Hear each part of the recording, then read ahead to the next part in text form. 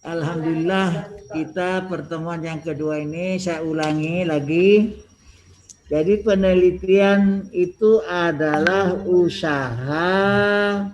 usaha yang dilakukan secara sistematis untuk memberikan suatu jawaban, usaha yang dilakukan secara sistematis dalam rangka memberi jawaban terhadap masalah-masalah yang dianggap masalah yang ada di lokasi penelitian. Jadi seperti saudara ini dalam menyusun disertasi, artinya saudara harus sudah mulai menyusun, jangan diam. Dalam menyusun disertasi, pertama dalam bentuk draft rancangan proposal. Nanti akan diperhalus melalui bimbingan-bimbingan itu. Saya sarankan pada saudara-saudara untuk mulai datang ke lokasi. Mulai datang ke lokasi tempat saudara melakukan penelitian nantinya. Sekali lagi, saudara harus sudah bergerak, sudah mulai bergerak, sudah mulai berbuat. Jangan menunggu, jangan terbiasa menunda-nunda waktu.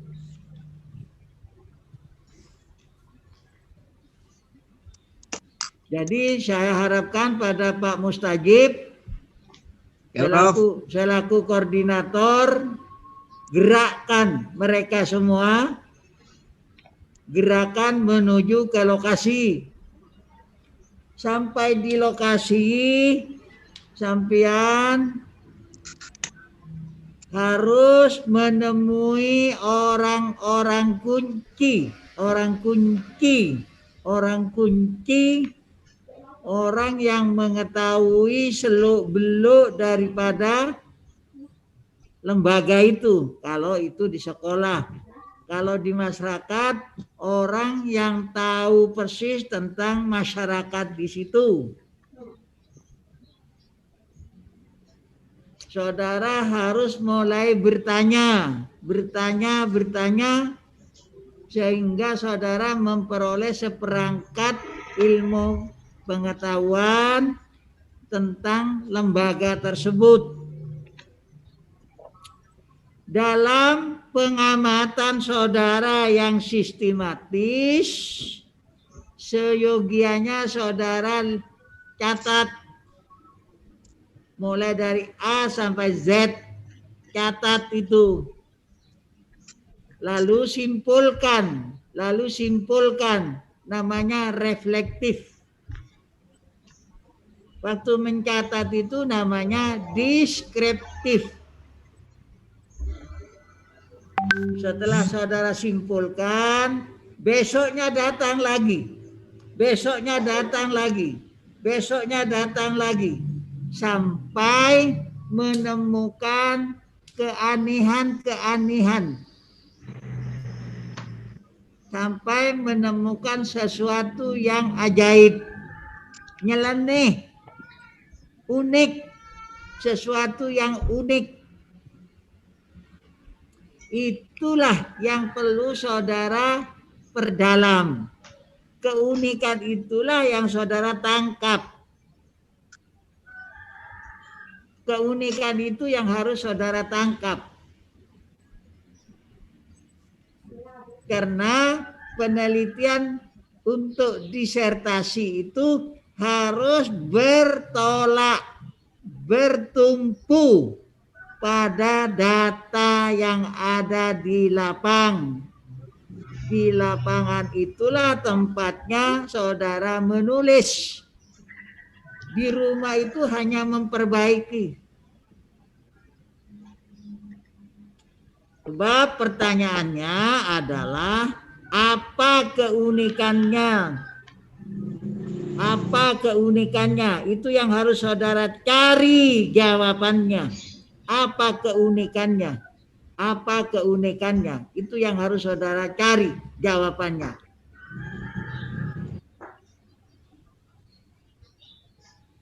Jadi tidak semata-mata datang ke lapangan untuk ngelengker, untuk melihat-lihat. Tidak. Itu hanya sebagai alat.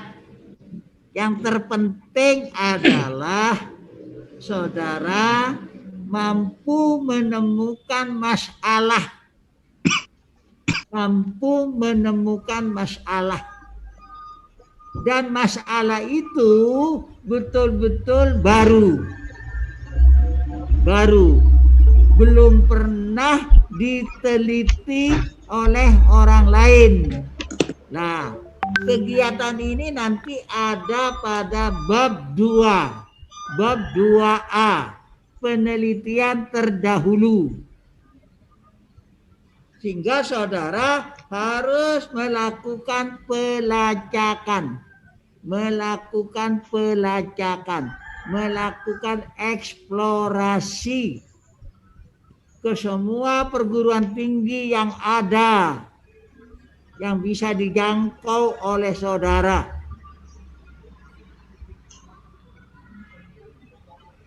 Setelah saudara mengungkap, mengurai, melakukan narasi di tempat penelitian itu, paling tidak 5-6 halaman, namanya konteks penelitian. Yang isinya menggambarkan keadaan lokasi itu.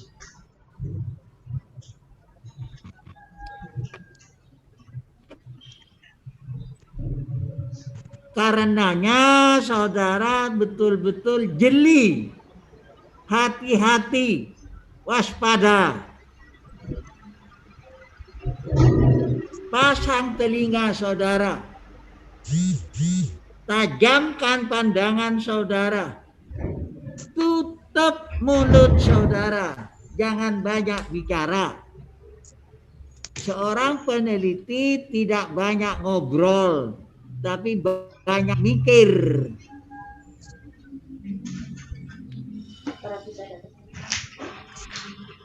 Setelah saudara mengurai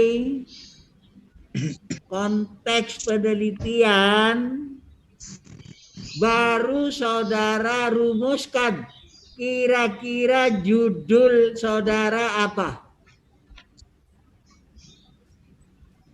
Kira-kira judul disertasi saudara apa. Setelah saudara mengurai, membahas, memerinci apa-apa yang ada di lapangan, kurang lebih 6 halaman. Konteks penelitiannya 6 halaman. Dari konteks itu lalu saudara renungkan kembali. Judulnya apa? Kira-kira judulnya ini apa? Kalau fenomenanya seperti ini, kalau persoalannya seperti ini. Paham ya? Paham. Ya. Tolong saudara perhatikan. Dengan kata lain, judul tidak boleh dibuat di atas meja. Judul harus bersumber dari fakta, data, informasi lapangan.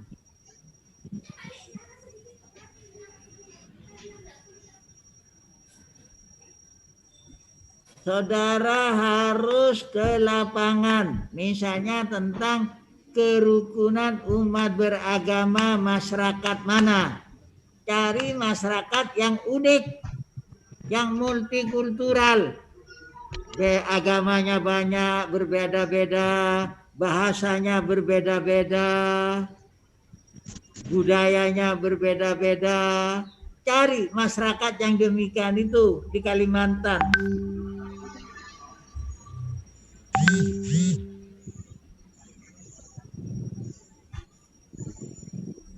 Itu namanya multikultural, beraneka ragam, tetapi tetap bersatu, damai, damai, damai.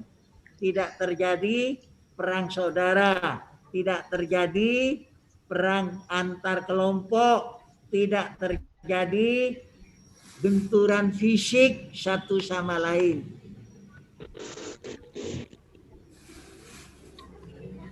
Ayat Al-Qur'annya tanya pada dosennya nanti. Hadisnya tanya kepada dosennya. Setelah saudara mengungkap konteks penelitian, saya ulangi lagi, konteks penelitian sebanyak 6 halaman, judul sudah ditetapkan oleh saudara, maka mulailah tangkap permasalahannya apa. Tangkap masalahnya. Setelah itu B. Kalau konteks A, konteks penelitian sekarang B. Fokus penelitian. Fokus penelitian. Setelah saudara menetapkan fokus penelitian, itu dirinci, diurai paling banyak 3 item, 3 nomor. 1, bagaimana nilai-nilai titik-titik di dalam masyarakat multikultural. 2, bagaimana proses pembentukan nilai-nilai titik-titik multikultural di masyarakat. 3, bagaimana model-model pembentukan nilai-nilai titik-titik di masyarakat. Pendek kata hanya 3. Macamnya, prosesnya, modelnya, evaluasinya, perencanaannya. Nah, itu saudara harus paham betul.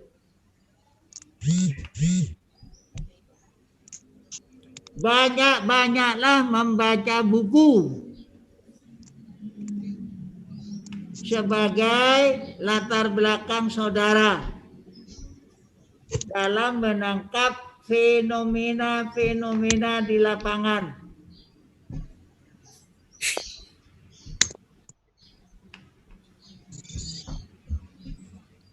Jangan terlalu banyak dalam merumuskan masalah. Jangan terlalu banyak dalam membuat rumusan fokus penelitian. Paling banyak 3.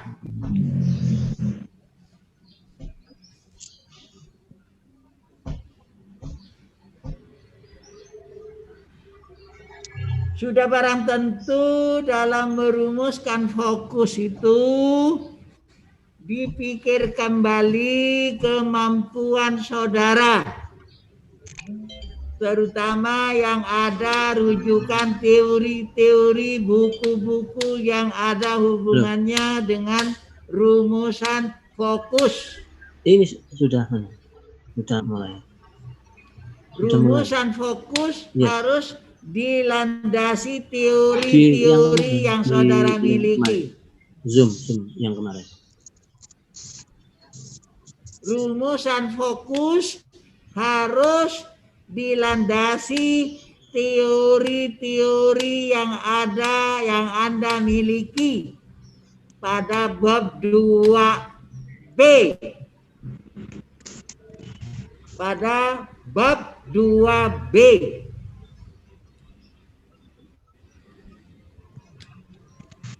Setelah rumusan fokus, artinya fokus dirumuskan oleh saudara, barulah saudara tujuannya apa. Tujuannya apa? Ingat, tujuan dalam penelitian kualitatif adalah untuk menggambarkan keadaan apa? Untuk menggambarkan nilai-nilai multikultural, untuk menggambarkan, melukiskan, mendeskripsikan, menganalisis, menginterpretasi nilai-nilai yang ada. Jadi tujuan itu identik dengan fokus penelitian.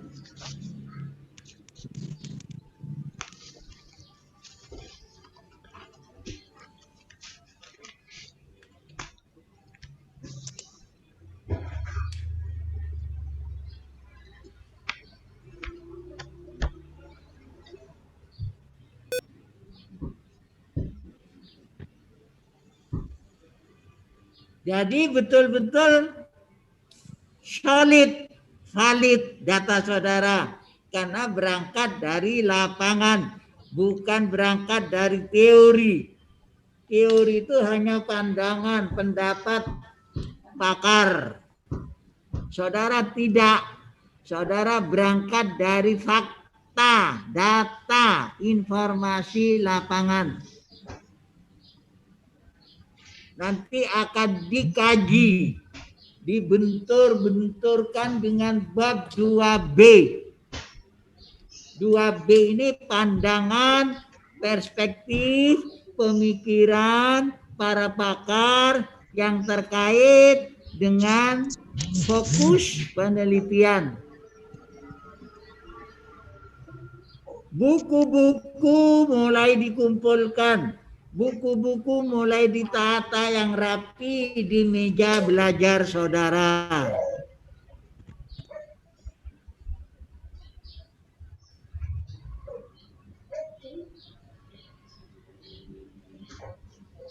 Makanan seorang calon dokter adalah buku, bukan nasi. Buku. Makanan calon dokter itu buku. Buku yang ada dibaca. Apalagi ini umat Islam. Sesuai dengan ayat yang pertama turun. Iqra. Jadi iqra itu artinya meneliti. Iqra itu artinya melihat. Iqra itu artinya mendengar. Iqra itu artinya membau. Iqra itu artinya meraba. Mikir. Baca. Itu iqra. Kalau saudara memang umatnya Nabi Muhammad tentu senang membaca Al-Quran, membaca kitab, membaca buku, membaca alam semesta, membaca lingkungan, dan sebagainya. An-nadafatu minal iman. Itu adalah realisasi bentuk jawaban dari hasil membaca.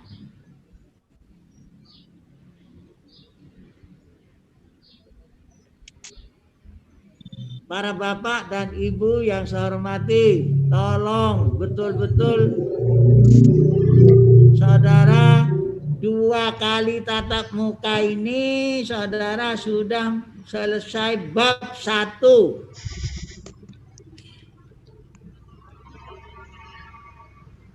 Bab 1 harus sudah selesai. Tulis judul. Ini outline-nya. Daftar isinya. 1. Judul bab 1.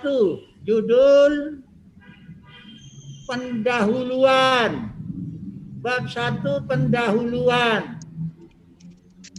Bab 1 pendahuluan. A. Konteks penelitian.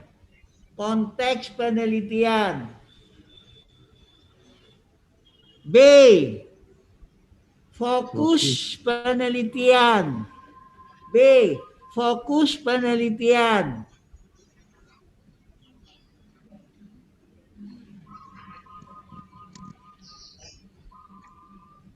C. Tujuan penelitian. Tujuan penelitian.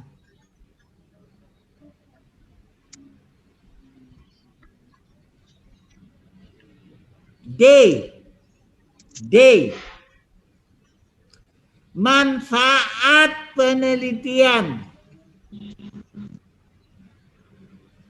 Manfaat penelitian. Manfaat dibagi dua. Manfaat secara teoritis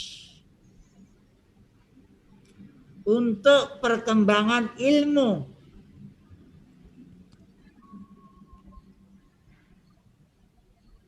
Untuk perkembangan ilmu.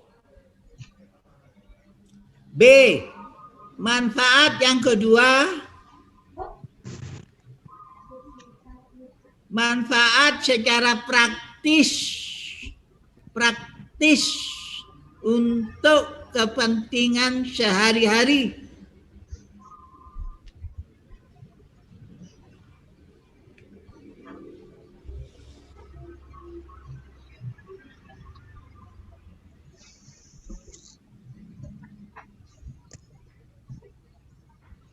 E. Penegasan istilah. Penegasan istilah dalam judul penelitian saudara.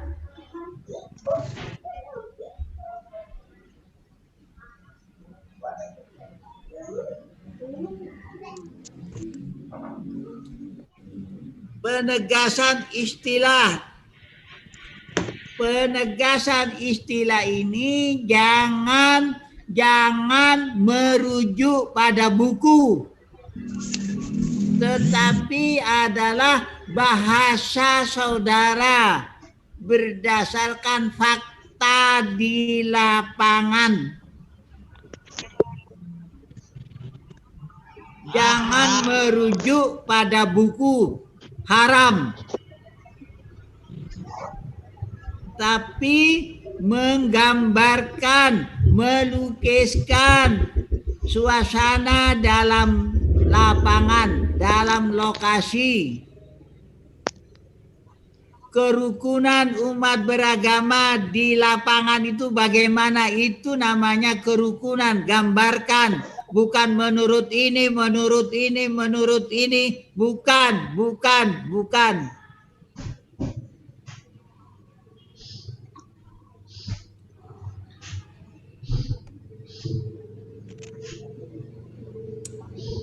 Sekali lagi saya ulangi dari awal. Setelah saudara berada di lapangan selama 1 minggu, besoknya datang lagi, bertanya, melihat, mencatat.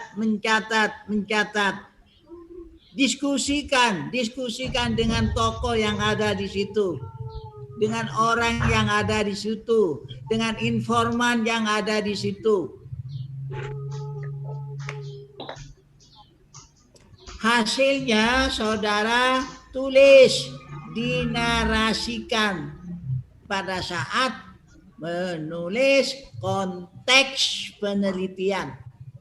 Jadi konteks penelitian itu adalah bersumber dari informan, bersumber dari data lapangan, bersumber berdasarkan hasil observasi, bersumber dari hasil wawancara, bukan bersumber dari buku.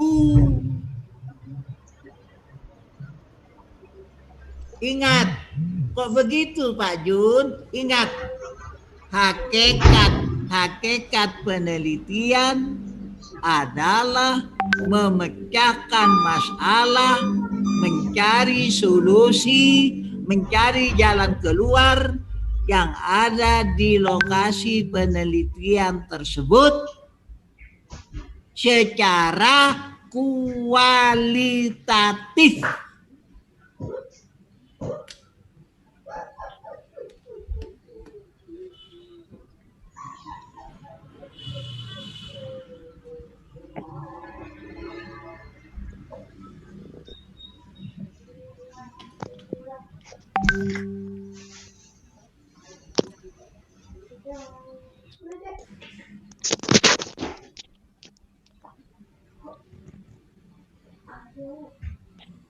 Itulah sebabnya calon doktor itu harus banyak bukunya, harus banyak rujukannya, harus banyak sumber-sumber teorinya. Pajang buku saudara. Gitu loh. Seperti punyanya Mustajib itu, raknya itu dipenuhi buku.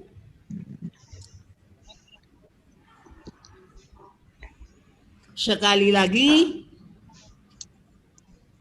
konteks penelitian setelah saudara menguraikan panjang lebar berdasarkan hasil wawancara, berdasarkan hasil observasi dan dokumen yang ada, baru saudara mereka-reka enaknya judul penelitian ini apa. Jadi dengan kata lain, judul berangkat dari masalah-masalah yang saudara tanyakan kepada informan. Saya pamit ke gedung bundar. Pamit ke gedung bundar.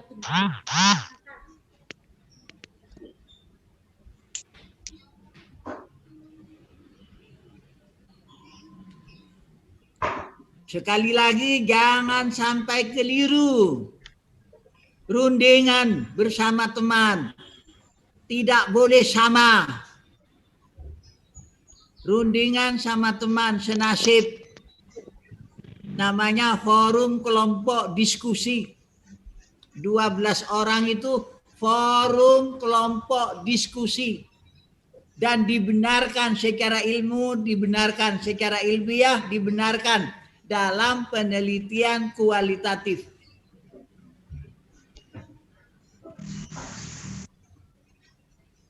Syukur kalau dari 12 orang ini kumpul. Nanti setelah 4 kali pertemuan, saya akan datang ke tempat saudara.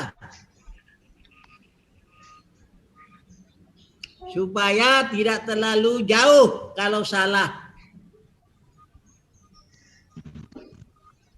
Oke? Oke, siap.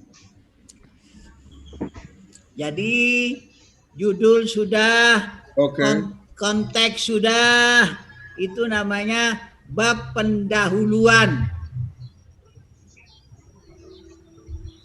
Konteks sudah, fokus sudah, rumusan sudah, tujuan sudah, kegunaan sudah, penegasan istilah. Penegasan istilah dalam penelitian kualitatif itu adalah tema-tema yang muncul di judul itu dijelaskan. Misalnya kerukunan beragama masyarakat apa? Masyarakat Kalimantan Timur itu apa? Sangata. Masyarakat Dayak misalnya. Menurut pengamatan saudara, kerukunan umat beragama Dayak itu bagaimana? Itu harus merujuk, bertumpu berdasarkan fakta di lapangan. Jangan berdasarkan menteri agama, jangan berdasarkan bupati, jangan berdasarkan buku, tetapi fakta di lapangan.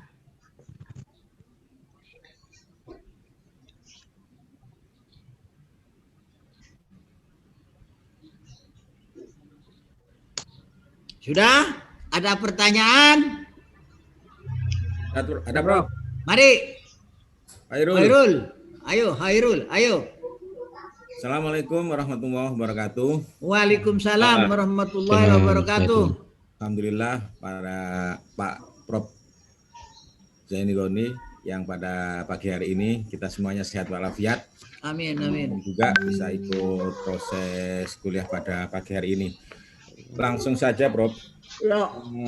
Tadi itu dalam bab pendahuluan terkait dengan rencana kita semuanya yang akan membuat proposal. Ada beberapa item mulai dari A sampai dengan E.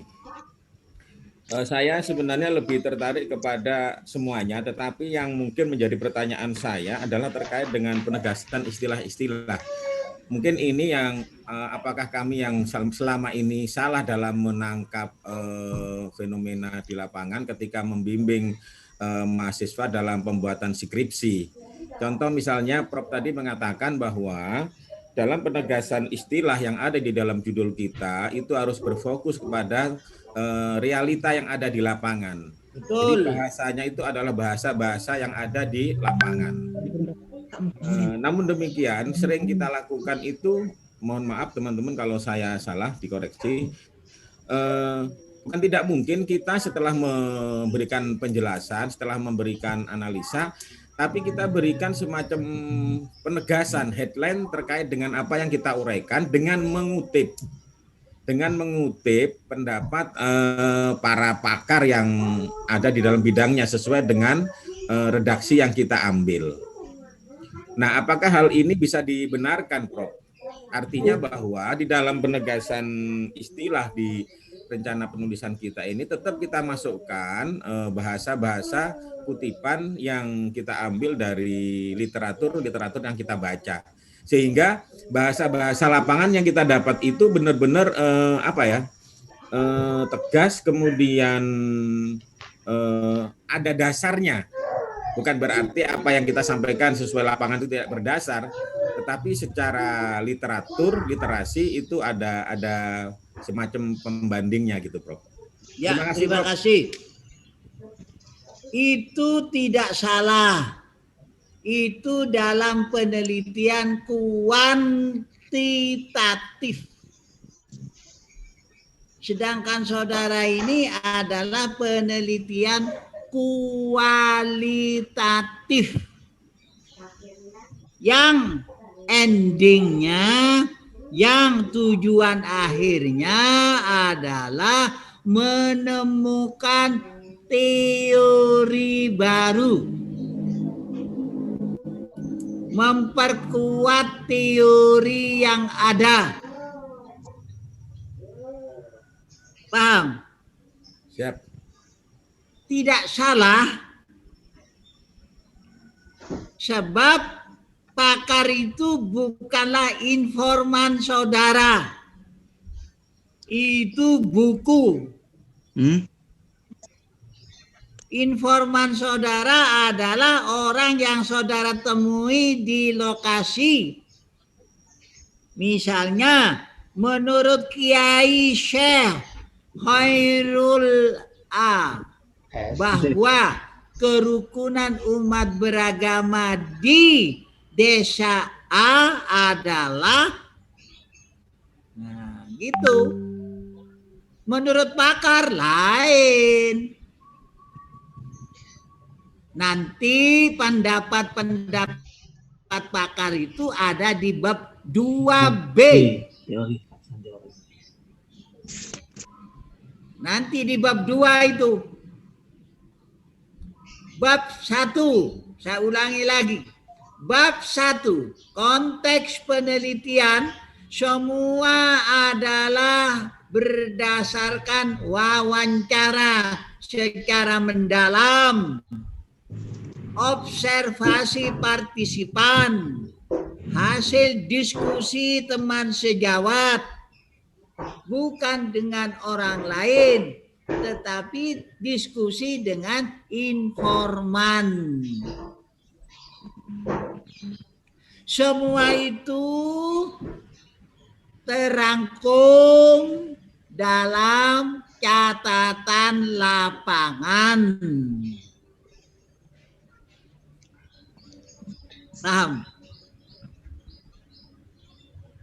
Jadi catatan lapangan itulah gudangnya data saudara.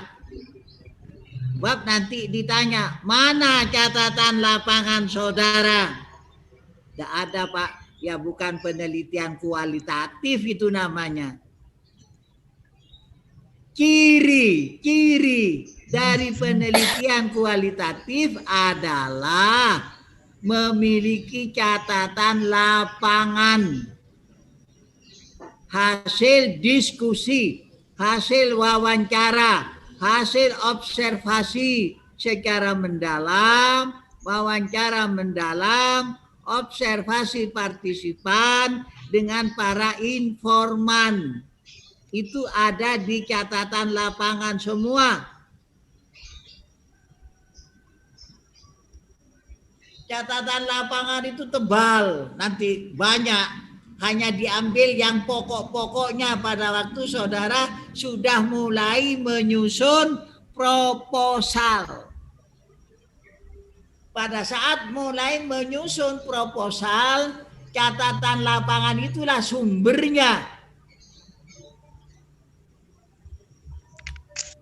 Paham ya? Bukan yang lain. Jelas Pak Airul? Jelas. Prof. Ya. Siap. Mari. Taufik. Prof. Ya, Taufik. Terima kasih. Assalamualaikum warahmatullahi wabarakatuh. Waalaikumsalam warahmatullahi wabarakatuh. Gini Prof, untuk bab 1 pendahuluan pada poin fokus penelitian, itu tadi kan ditentukan maksimal 3 item. 3 Nah, nomor. pertanyaannya adalah, Ya. apakah jumlah fokus penelitian itu tidak disesuaikan sama masalah yang ditemukan di dalam konteks penelitian ketika kita melakukan wawancara, observasi, dan sebagainya itu. Ya. Nanti berapa permasalahan yang ditemukan baru dibahas di dalam fokus penelitian, dimasukkan ke fokus penelitian. Lantas hubungannya dengan penegasan masalah, apakah penegasan masalah ini tidak ada konteksnya dengan fokus penelitian? Misalnya di dalam fokus penelitian itu itemnya 4 tentang ABC, masa penegasannya juga 4 dengan tentang ABC. Apakah enggak begitu, Pak Prof? Terima kasih. Tidak demikian, tidak demikian.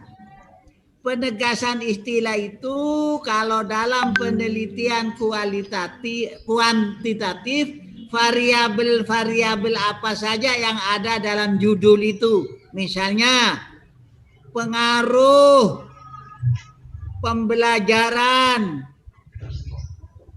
matematika terhadap kerajinan atau pengaruh kerajinan murid terhadap prestasi belajar matematika. Pengaruh di sini itu apa? Belajar matematika di sini itu apa? Murid di sini itu apa? Itu penegasan istilah. Supaya judul saudara itu dipahami oleh orang lain, dipertegas.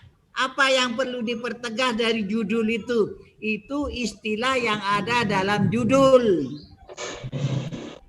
Bukan dalam konteks. Jangan lupa, jangan keliru. Penegasan istilah dalam judul. Jadi judul saudara itu adalah hasil rumusan formula merekrut, mengkomput dari konteks penelitian. Konteks penelitian bersumber dari data lapangan, hasil pengamatan, hasil observasi, hasil dokumen yang saudara tangkap selama berada di lapangan. Sebab penelitian kualitatif lama waktunya. Seminggu selesai menemukan masalah. Kembali lagi ke lapangan. seminggu berikutnya berubah, seminggu lagi masuk lagi berubah. Tidak masalah. Akhirnya saudara ambil kesimpulan mana yang menarik bagi saudara. Dan masalah itu tidak pernah dibahas, tidak pernah diteliti oleh orang lain. Itu penting bagi saudara. Pak, umpama ini ada, sudah diteliti oleh orang lain, tidak masalah. Tapi dari sisi mana? Sama dengan saudara melihat meja. Orang lain melihat meja dari depan. Saudara melihat meja dari samping kanan. Khairul melihat meja dari samping kiri. Yang lain, Mustajib melihat meja dari belakang. Berbeda perspektifnya, berbeda hasilnya, berbeda laporannya. Walaupun sama-sama meja. Paham? Iya, sudah cukup. Itu caranya.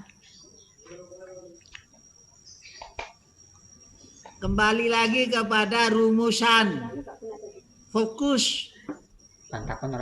Mengapa saya batasi 3? Sebab penelitian kualitatif tidak perlu melebar.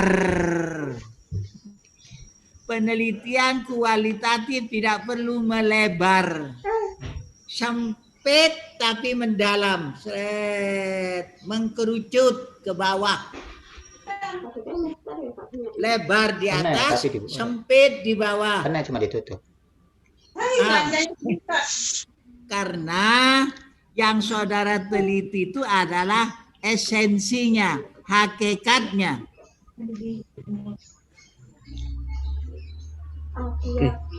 Paham ya?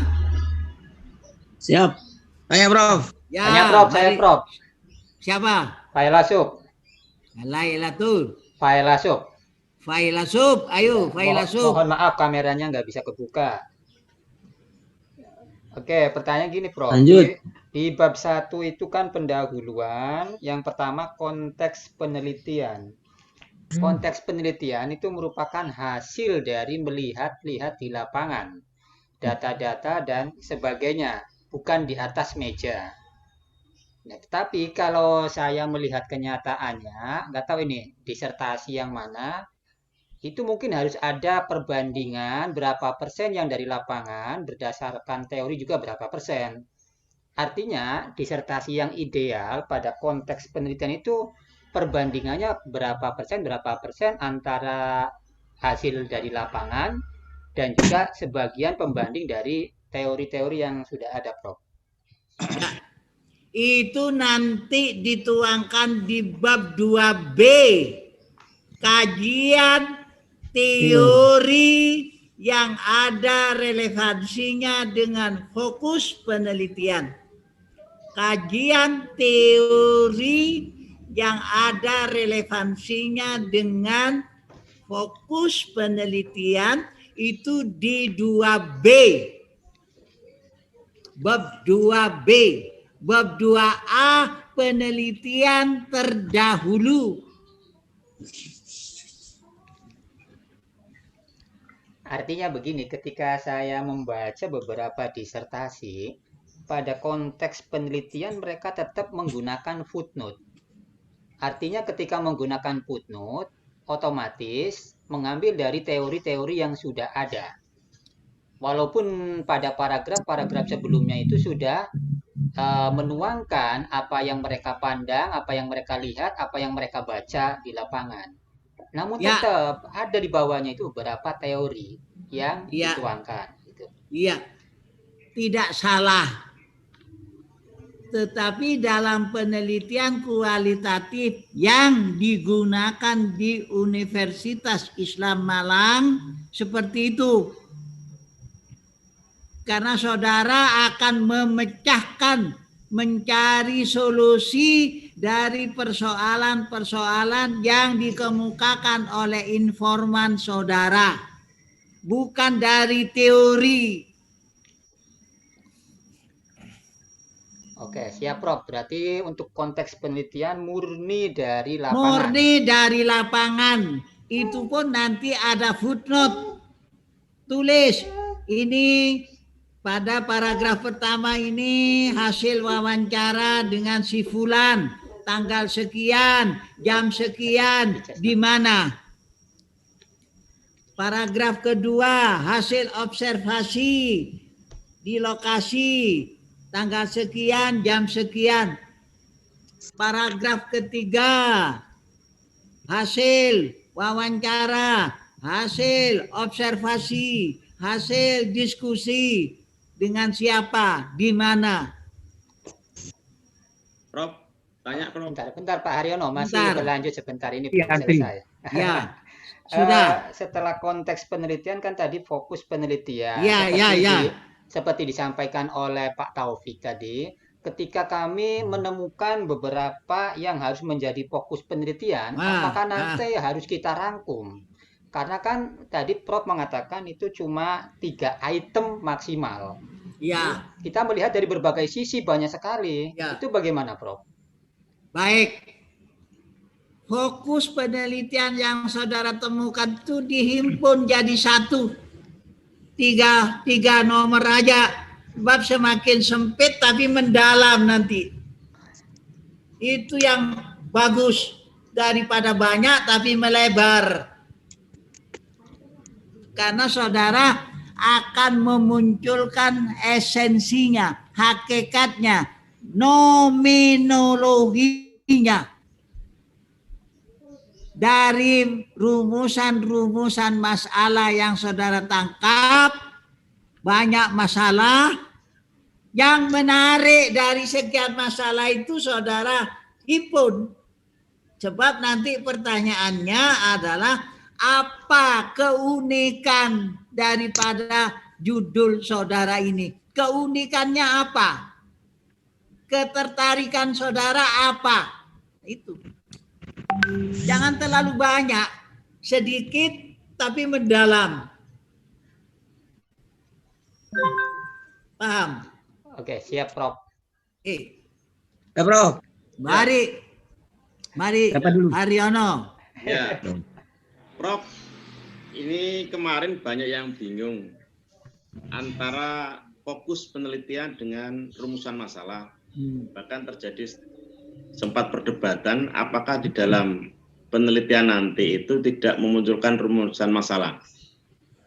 Itu satu. Yang kedua, mungkin dikasih ini Prof, gambaran selangkung masalah penelitian S3 ini. Jadi bab 1 ini apa sehingga kita bisa membahas per subbab itu. Ya. Pendahuluan, latar belakang, rumusan masalah, fokus masalah atau batasan penelitian, tujuan penelitian. Jadi nanti kita enak, Prof. Karena kemarin sama bingung ini, Prof. Ya. Mari, bedanya rumusan masalah dengan fokus.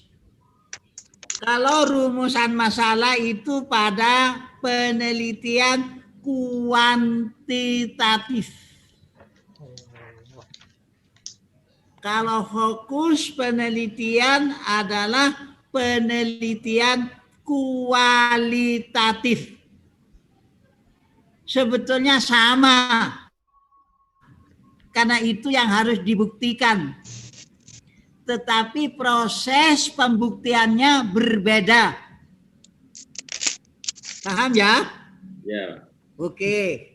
Sekarang tak beritahu. Mulai bab 1. Tulis.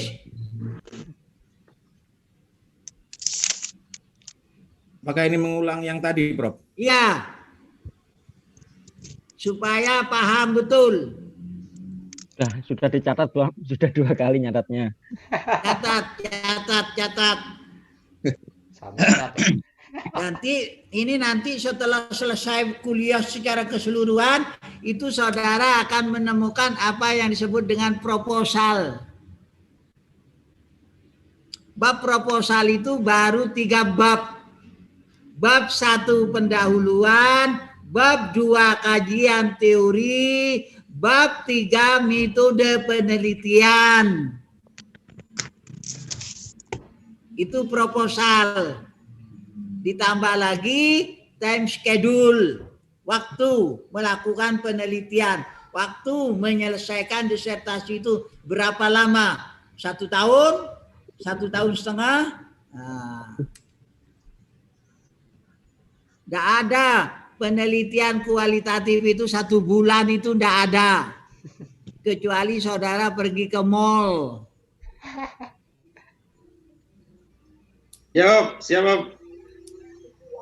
Lama di lapangan. Mencari, bertanya. Afala tatafakkarun. Itulah firman Allah.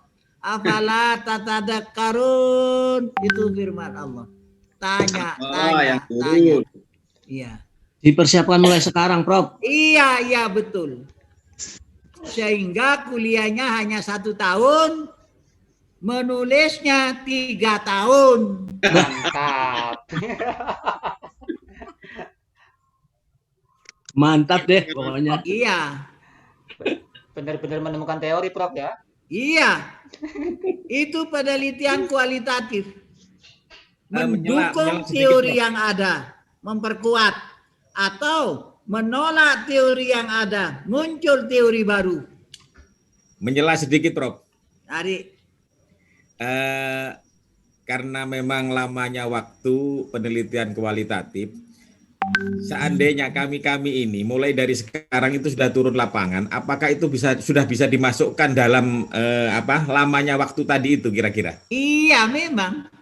Saudara ini sebetulnya sudah doktor, hanya belum punyai KTP, belum punyai sertifikat. ATM aja belum. Nah, gitu loh. Paham? Siap. Pemikirannya sudah doktor, pengalamannya sudah doktor, tapi belum disahkan karena belum punya sertifikat.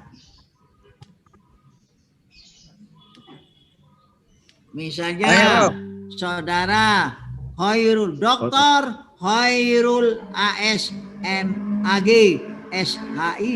Nah, tidak masalah, tidak dilarang oleh polisi, asal tidak melanggar. Gitu. Kalau ditanya dokternya apa artinya? Dari.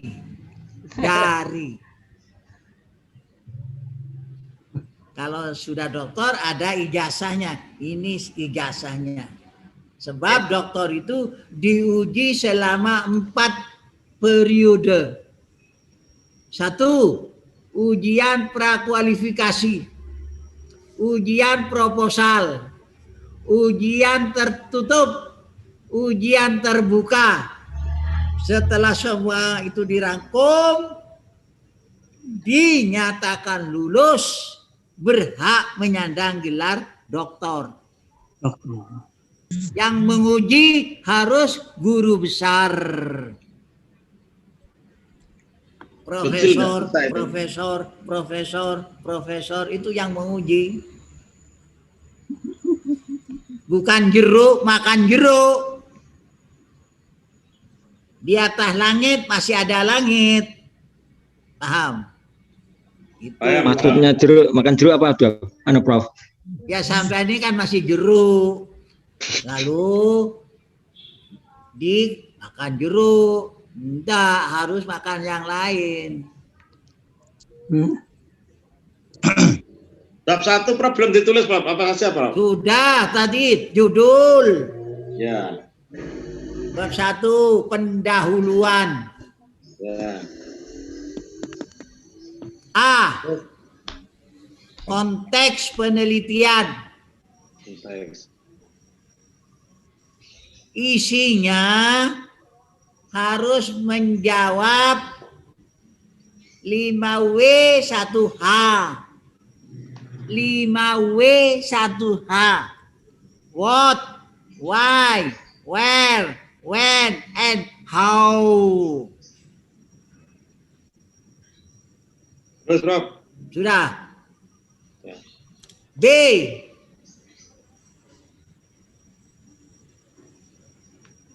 Konteks sudah. B. Fokus penelitian. Fokus penelitian.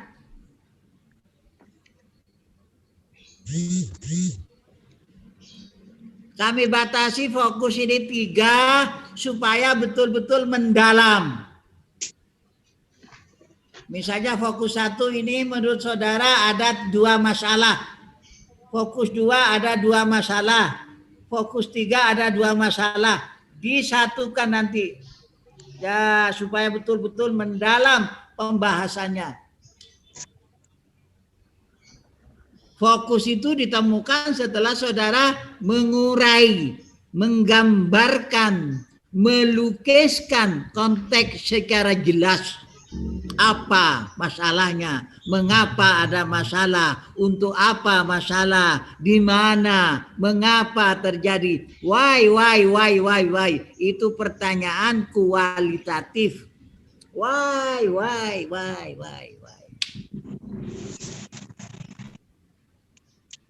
Oke? Terus. Oke. Tujuan penelitian.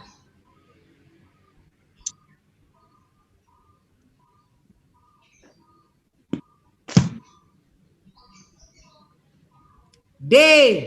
Kegunaan penelitian.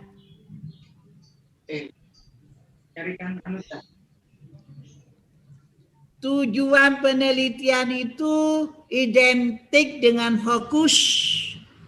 Kalau dalam penelitian kuantitatif itu tujuan itu sama dengan rumusan masalah.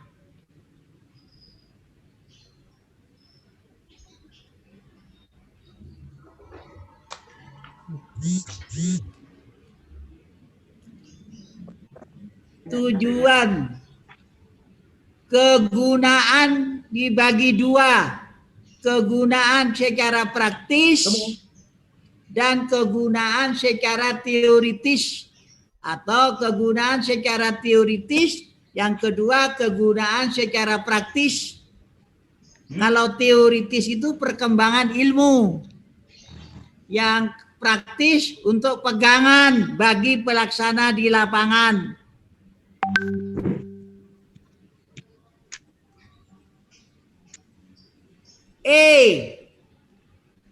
Penegasan istilah.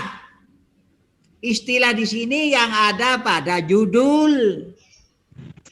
Saudara, bahasanya adalah bahasa lapangan. Bukan mengutip dari pendapat pakar. Itu nanti di bab 2B.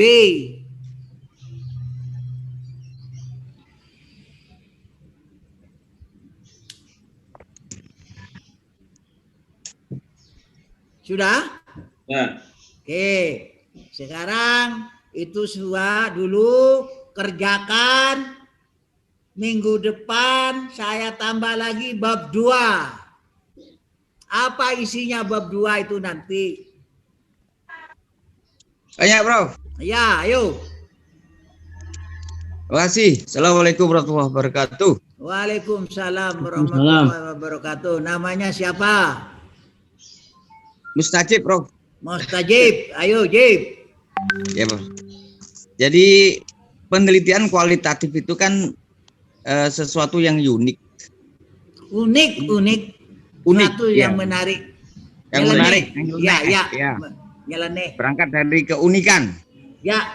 Kemudian tadi kan Prof bilang tidak boleh kita sama. Tetapi kalau ini Prof juga sarankan kita ada forum kelompok diskusi, dan kita ini sudah mulai, Prof.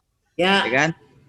Jadi pertanyaannya, kita memang tidak sama di dalam penelitian itu, tetapi objeknya sama. Seperti Prof contohkan ada meja. Kalau minggu yang lalu gadis, ya kan? Iya. Jadi objek fenomena yang dikaji itu sama. Kalau di sini ada sesuatu yang unik di Wahau itu upacara Dayak itu besar itu, Prof. Itu contoh. Pertanyaannya itu kan fenomenanya satu, tetapi nanti di dalam yang membedakan nanti adalah fokusnya. Ya, Mungkin Pak Yatno ambil dari sisi toleransi antar umat beragama di dalam kegiatan itu umpamanya. ya toleransinya oke. Mungkin saya ngambil nilai-nilai sosial keagamaan di dalam acara itu umpamanya begitu. Ya, Jadi mengambil fokus-fokus masing-masing, tetapi objeknya sama. Sehingga teorinya mungkin hampir sama. Itu kira-kira boleh nggak itu, Prof? tidak dilarang oleh Allah. Amin. Ya. Jadi Yang membedakan saudara itu nanti itu tadi. Kalau yang satu itu nilai-nilainya, maka saudara harus mencari teori-teori yang berkaitan dengan nilai. ya.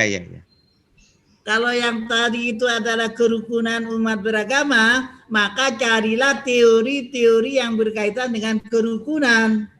Ya. Paham? Jadi Yang teori membeda- pada fokus. Oke. Iya, yang membedakan itu teorinya nanti. Oke. Yang ada relevansinya, yang ada keterkaitannya, paham? Dengan fokusnya, Prof ya? Iya, Oke. ada keterkaitannya, bukan landasan. Mohon maaf. Penelitian kualitatif tidak memiliki landasan teori. Oh, fokus. Teori mengacu pada fokus. Yeah. Tetapi yang ada relevansinya dengan fokus penelitian. Oke. Ada relevansinya. Mohon maaf, ada relevansinya, bukan landasan. Betul.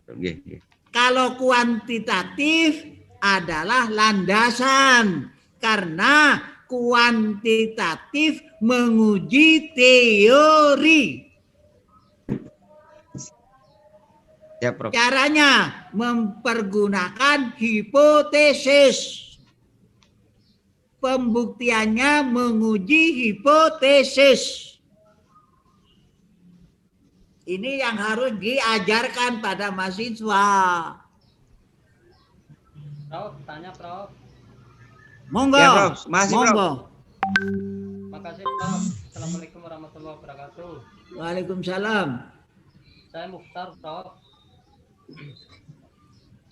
Penelitian kualitatif secara umum yang saya ketahui kan Prof, misalnya kalau menurut Sugiono itu kan untuk menemukan gejala-gejala yang tidak nampak atau membaca persoalan yang tidak nampak. Agak keras. Dikeraskan. Penelitian kualitatif itu kan untuk menggambarkan gejala-gejala yang tidak nampak Prof, menurut Sugiono. Yang kedua, mengembangkan teori, bahkan menemukan teori. Ya kan gitu Prof, menurut Sugiono yang saya pernah baca. Kemudian Iya.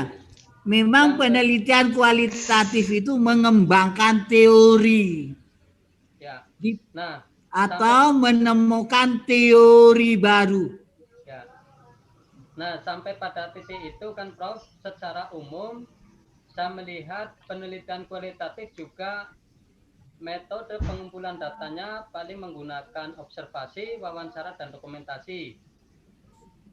Kemudian analisis datanya yang saya baca-baca secara umum itu pengumpulan data, reduksi data, display data, reduksi data, kemudian penarikan kesimpulan.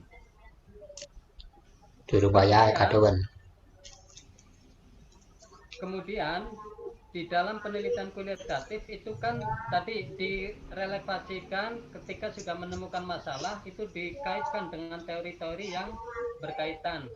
Nah, pertanyaannya gini Prof, ketika sudah pada sampai pembahasan menyandingkan temuan di lapangan, temuan yang diteliti kemudian disandingkan atau dikaitkan dengan teori.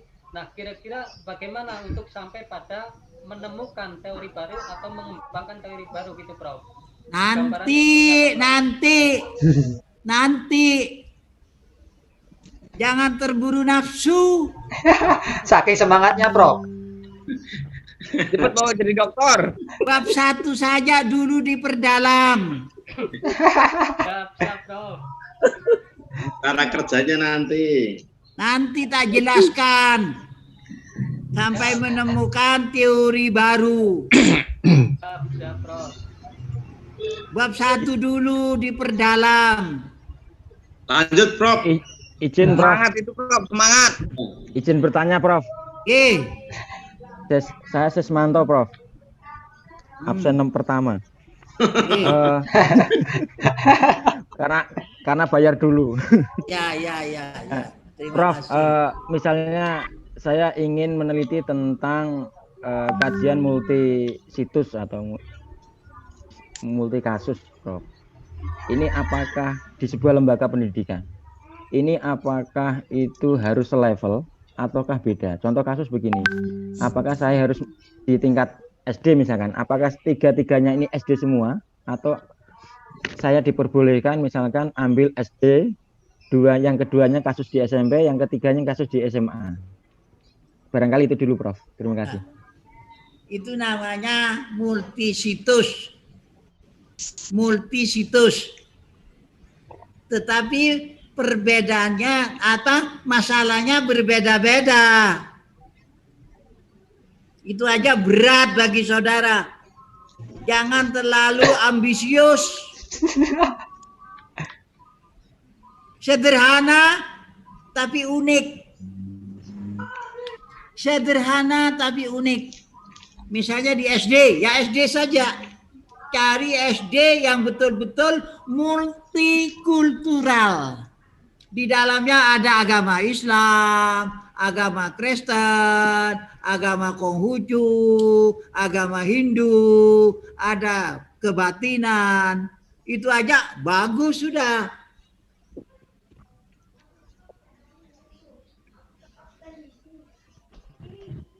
Sebab penelitian kualitatif itu banyak jenisnya, Mas.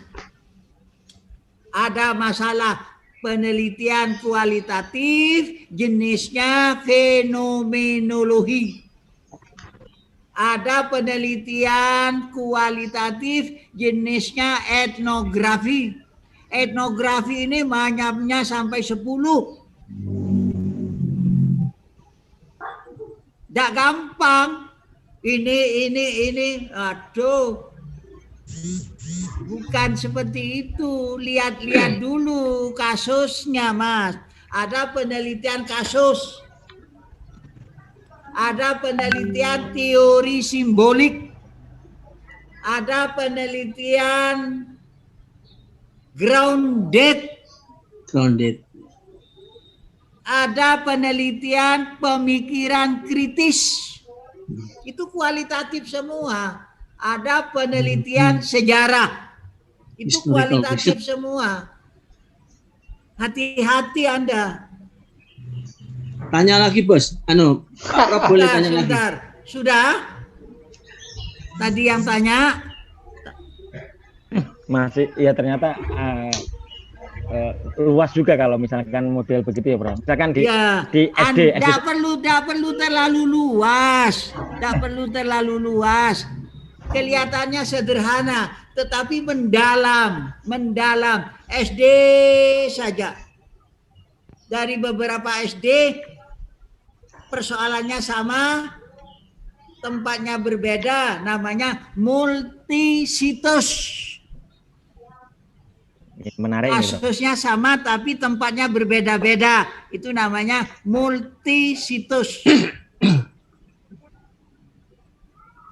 Dokter itu tidak perlu besar, tetapi menemukan sesuatu yang baru. Mantap. Penemuan inilah baru disebut dokter.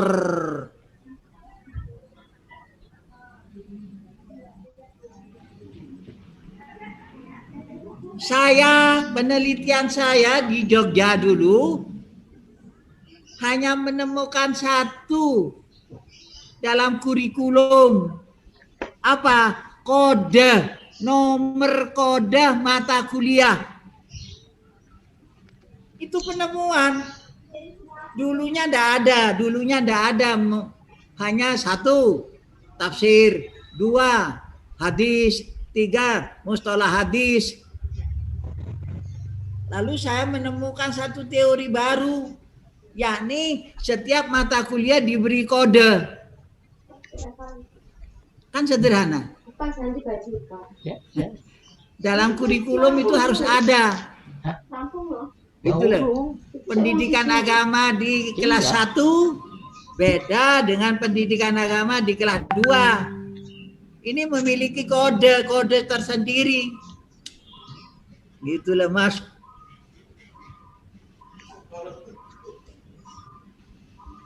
Asik ya.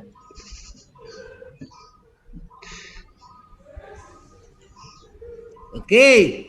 Nambah lagi, Prof. Mari. Yang paling gampang bagi kami ya, yang paling simpel. Kira-kira penelitian jenis atau pendekatan apa yang kita gunakan untuk menyelesaikan disertasi itu? Yang paling mudah adalah etnografi di sekolah. Nanti tak tunjukkan, inilah modelnya. Tapi di sekolah atau fenomenologi, tahapan-tahapannya itu ada. Itulah sebabnya Mas, kalau seorang guru besar bukan dokter, tidak boleh membimbing skripsi, membimbing disertasi. Walaupun dia itu profesor, dokter Andes, karena tidak pernah membuat disertasi. Profesor itu adalah kepangkatan, dokter itu adalah keilmuan. Paham? Jadi yang bisa mengajar, yang bisa membimbing calon dokter itu adalah orang yang pernah kuliah dokter dan pernah melakukan penelitian tingkat dokter, karena tingkat kesulitannya lebih dalam, lebih padat dibandingkan tesis, dibandingkan skripsi. Gitu loh. Ya. Oke. Sekali lagi, Pak Prof. Ayo. Baik, ini mumpung kita masih berdiskusi, belum sampai kepada penelitian. Jadi nanti kalau sudah di tengah lapangan kita repot malah tidak enak. Makanya ditanyakan aja dulu.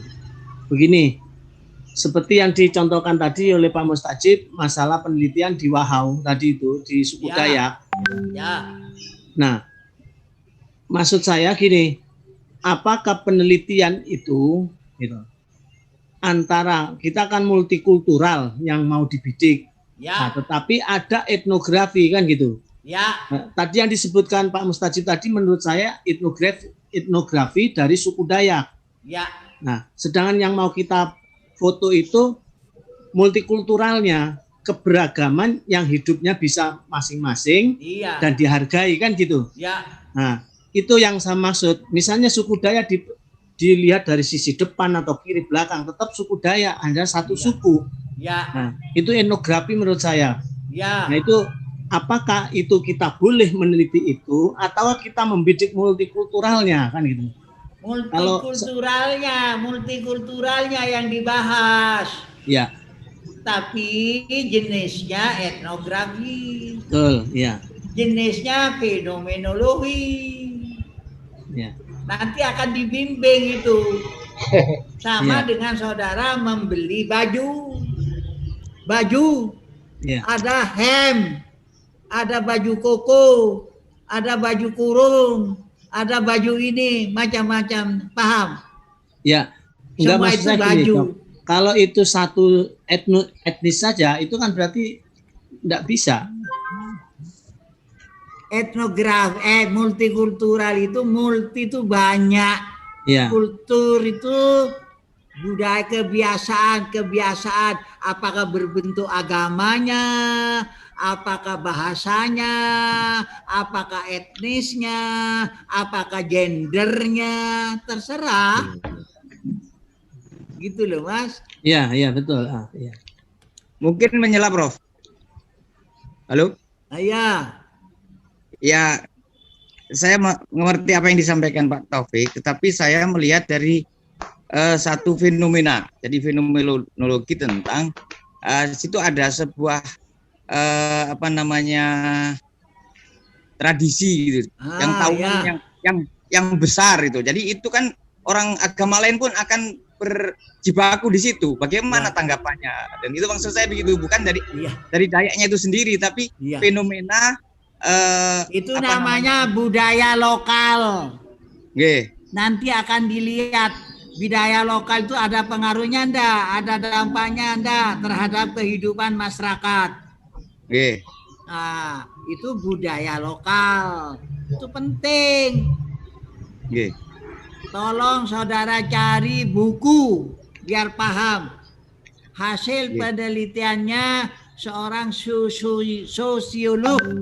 sosiolog, antropolog Amerika, namanya Clifford Geertz. Ya, Bro, ya. Itu penting itu. Baca dulu itu supaya saudara punya pengalaman. Iya, Bro. Sehingga muncullah teori baru namanya masyarakat abangan. Teori baru itu. Padahal masyarakat sebelumnya tidak tahu. Gitu loh, Kang. Itu pinternya ilmu pengetahuan. Itulah sebabnya Allah berfirman, Iqra. Gitu loh. Bahkan prosesnya itu yang perlu saudara utarakan. Kalau sudah jadi namanya gedho. Tapi gedho ini asalnya dari mana? Telo.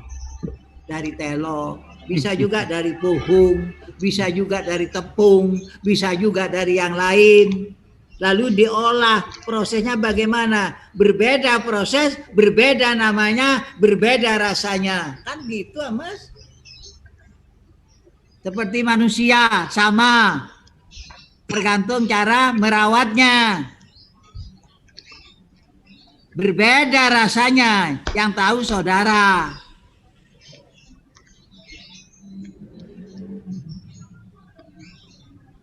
Manusianya sama. Karena saya ini harus menghadiri upacara kehadiran Gubernur Jawa Timur ke Yunisma, maka pertemuan kali ini saya akhiri sampai di sini. Pertemuan yang akan datang saya bahas bab 2. Siap. Sekarang saudara nanti tugas akhir saudara adalah menyusun proposal. Bab 1, bab 2, bab 3.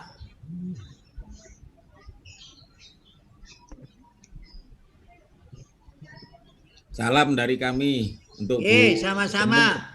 Salam saya pada keluarga. Minimal berapa halaman, Prof, untuk proposalnya, Prof? Proposal itu minimal 20 halaman cukup. Siap, Pak Prof. Atau 10 halaman cukup. Yang penting itu pada konteks penelitian itu harus jelas betul arahnya kemana Anda ini nanti. Apa yang akan ditembak oleh saudara. Ya, lalu dipertegas dalam fokus. Paham konteksnya ya? 6 lembar loh, Pak. Konteks penelitiannya 6 lembar. Konteksnya 6 lembar.